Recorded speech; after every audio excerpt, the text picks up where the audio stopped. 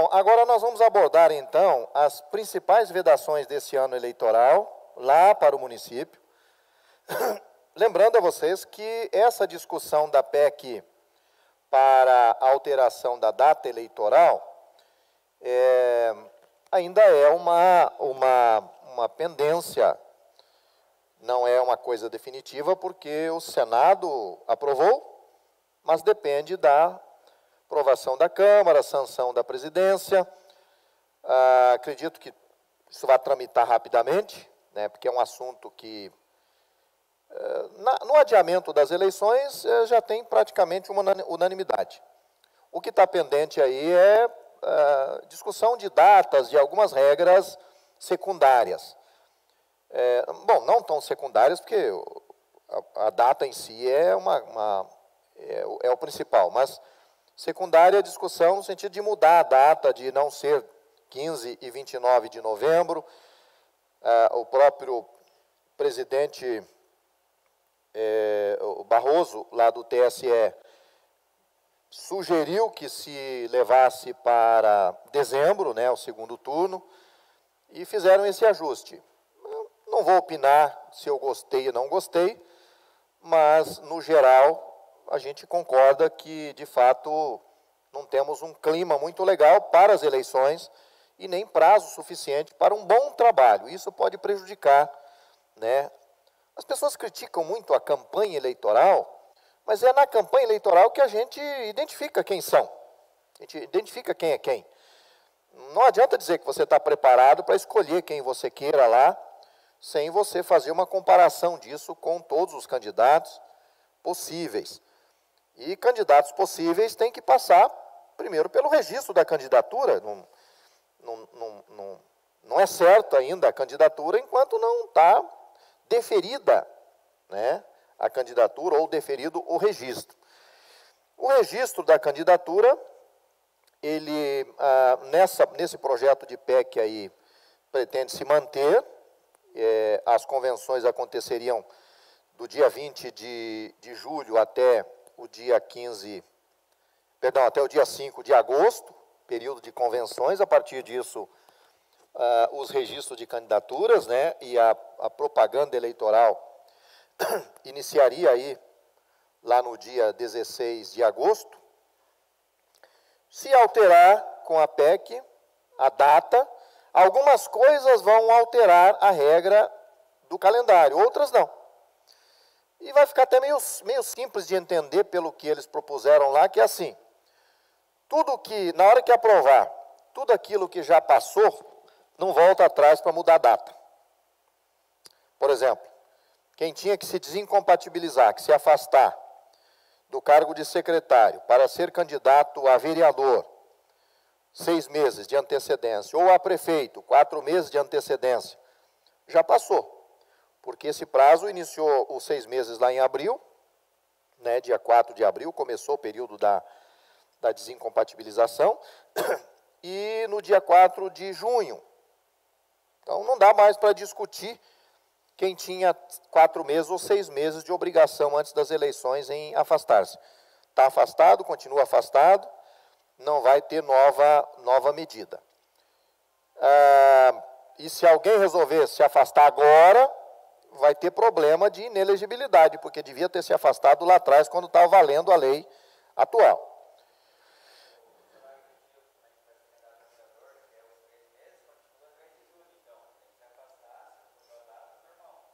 Não, se ela for promulgada antes de 3 de julho, vai puxar para frente os 3 meses, porque não venceu ainda, não começou a contar a desincompatibilização, né? Então, de fato, um dos pontos é esse, que ela não vai voltar no tempo para mudar, por exemplo, o eleitor, né? Aquele prazo para o eleitor tinha para se cadastrar, biometria, aquelas coisas de prazo lá, não volta mais mexer naquilo, aquilo já está resolvido. No caso da desincompatibilização, se houver uma promulgação dessa emenda e publicação até o dia 3 de julho, vai puxar os 3 meses. Então, o afastamento de servidores públicos ou de outros agentes, ou de outros tipos de profissionais, que era de 3 meses, vai puxar lá para frente. Então, como nós jogamos para novembro, se permanecer assim, você volta um mês atrás, outubro, um mês atrás, setembro, um mês atrás, agosto. Se for promulgado, então, até o dia 3 de julho, o servidor público pode continuar trabalhando até o dia 14 de agosto. Teoricamente, seria isso, se continuarem com as regras que passou no Senado. Não mexeu em proibições e vedações, não tem nada ali que tenha alterado. Então, eu quero mostrar para vocês aqui a Lei 9.504, em especial alguns artigos, principalmente o 73, nos seus incisos e nos seus parágrafos. Vamos puxar aqui a lei, eu estou nela, 9.504 de 1997, que é a chamada Lei das Eleições. Olha o que... Olha o que diz o parágrafo 10. No ano em que se realizar eleição, fica proibida a distribuição gratuita de bens, valores ou benefícios por parte da administração pública. Então, o que nós entendemos aqui? Nem que mudar a data da eleição, essa regra não muda. E essa regra gerou uma vedação, uma proibição, a partir do dia 1º de janeiro, no ano em que se realizar a eleição. Se ela não sair deste ano agora, né, vai continuar sendo neste ano. E a lei ainda está vigorando. Então, em 2020, fica proibida a distribuição gratuita de bens, valores ou benefícios por parte da administração pública. Aqui tem uma exceção, né? Calamidade pública. Então, imagine você que a pessoa lá no seu município não tenha máscara para usar e a prefeitura resolva comprar máscara para distribuir para a população, porque agora não é só mais no ambiente, entrar no ambiente, as pessoas estão usando na rua. A recomendação é que se use a máscara em locais públicos, em praticamente todos os municípios. Se a administração adquirir máscaras, você pode dizer, poxa, mas é só R$3. Qual é o problema? A lei diz que é proibido doar neste ano eleitoral. Benefícios ou bens. Mas e doou máscara em razão da pandemia? Opa, então vamos ver. O município tem um decreto de calamidade pública? Tem. Pronto, entra nessa exceção.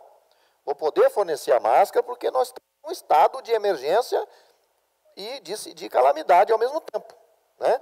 O governo federal, gente, ele decretou, olha só o decreto.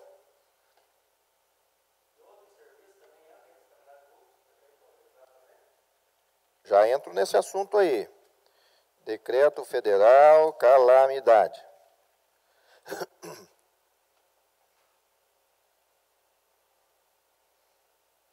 Olha só.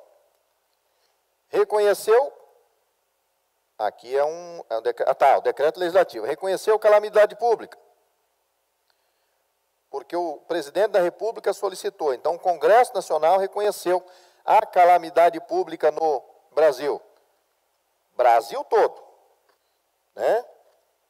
Estamos numa calamidade. Poxa, professor, mas qual que é a diferença de calamidade com estado de calamidade ou estado de emergência?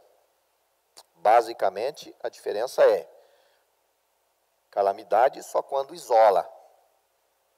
Quando isola. Isolou o município é calamidade. É uma tragédia enorme, mas não isolou o município. Estado de emergência. Um vendaval derrubou lá muitas casas e o município precisa de reconstruir. Emergência. Alagou o rio e a ponte, derrubou a ponte. Nós não temos ligação com calamidade, porque aí separou, isolou. No caso da pandemia, ela está causando calamidade, porque ela está isolando. Não está isolando? Tem barreiras sanitárias que estão controlando para as pessoas estranhas não entrarem. Mas tem município aí que proibiu até os próprios dali de não saírem também. E as nossas fronteiras? Não, nós não estamos podendo entrar nos Estados Unidos da América, então nós não podemos entrar lá no outro país, mas eles também não podem entrar aqui. O Paraguai, Ponte da Amizade, está fechado. Então, assim, nós estamos isolados. Foi decretado calamidade pública. Voltando para a lei eleitoral. Se o ano é eleitoral, é proibido, mas tem um estado de calamidade pública ou de emergência, é possível, sim, ter o gasto. Por isso que eu disse, mas muito cuidado com esse gasto, dando transparência a ele, controle a ele, porque senão, além de gerar um problema de improbidade administrativa, gerar um problema lá com o governo federal, daqui a pouco o Tribunal de Contas da União, já que veio esse recurso para cá, vira um processo lá, por mau uso do recurso. Ministério Público abre uma ação de improbidade contra o prefeito, ou o presidente da Câmara.